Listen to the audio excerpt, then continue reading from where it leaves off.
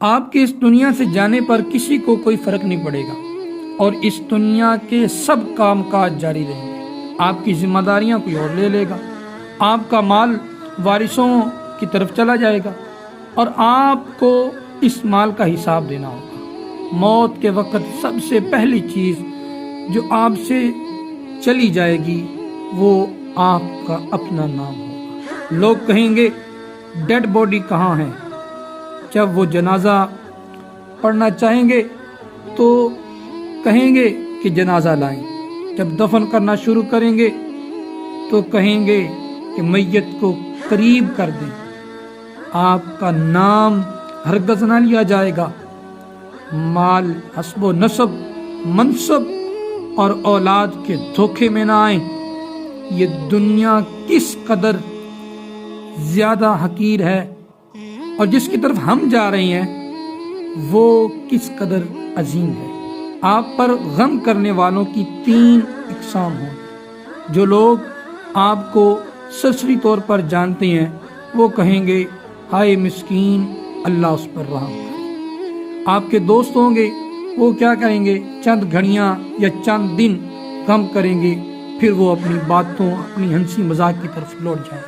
یقین جانیں یہاں پہ میں نے اپنی آنکھوں سے اس طرح کے واقعے دیکھے کہ لوگ کھانا پینا چھوڑ دیتے ہیں کسی دوست کی خاطر اور کچھ دن گزرنے سے پتہ بھی نہیں ہوتا کہ کیا ہوا کیا نہیں ہوتا، سب کچھ لوگ بھول جاتے ہیں۔ تیسرے وہ لوگ ہوتے ہیں آپ کے جو گھر کے افراد ہوتے ہیں جن کو گہرا غم ہوتا ہے، وہ کچھ ہفتے یا کچھ مہینے یا 1 سال تک غم کریں گے اور اس کے بعد وہ بھی آپ کو یادداشتوں کی ٹوکری میں ڈال دیں گے۔ لوگوں کے درمیان آپ کی کہانی کا اختتام ہو جائے گا اور آپ کی حقیقی کہانی شروع کی جائے گی اور وہ آخرت ہے، اور آپ سے زائل ہو جائے گا آپ کا حسن، آپ کا مال، آپ کی صحت، آپ کی اولاد۔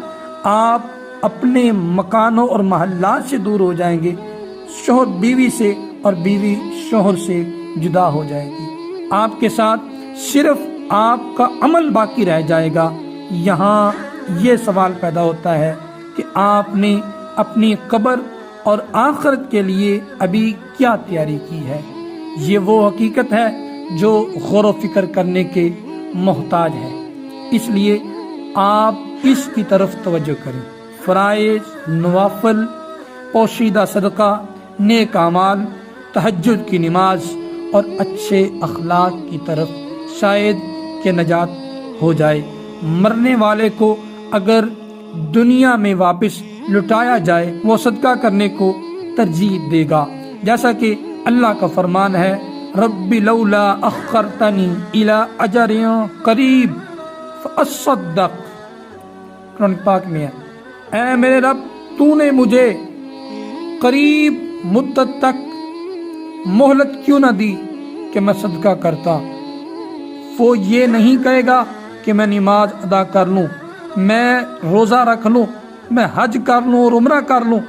علماء کہتے ہیں کہ میت صرف صدقے کا ذکر اس لیے کرتی ہے کیونکہ وہ اپنی موت کے بعد اس کے عظیم اثرات دیکھتی ہے، لہذا زیادہ سے زیادہ صدقہ و خیرات کریں، اور بہترین چیز اس کا آپ ابھی صدقہ کر سکتے ہیں وہ آپ کے وقت میں سے 10 سیکنڈ ہے۔ آپ خیر خواہی اور اخلاص کی نیت کے ساتھ اس ویڈیو کو دوسرے لوگوں تک شیئر کریں، یقین جانیں اس کا بھی آپ کو بہت ثواب ملے گا۔ اگر آپ کے ایک شیئر کی وجہ سے کسی بندے کا فائدہ ہو جائے تو ہو سکتا ہے میری اور آپ کی بخشش کا یہ بات سما ہو جائے۔ قرآن پاک کی آیت ہے وَذَكِّرْ فَإِنَّ الذِّكْرَىٰ تَنفَعُ الْمُؤْمِنِينَ، اور نصیحت کیجئے کیونکہ یقیناً نصیحت ایمان والوں کو نفع دیتی ہے۔ تو میرے پیارے بھائیوں یہ شیئر کریں، آپ کے ایک شیئر کرنے کی وجہ سے کتنے لوگوں کا فائدہ ہوگا۔ اللہ میرا آپ کا ہم نصیب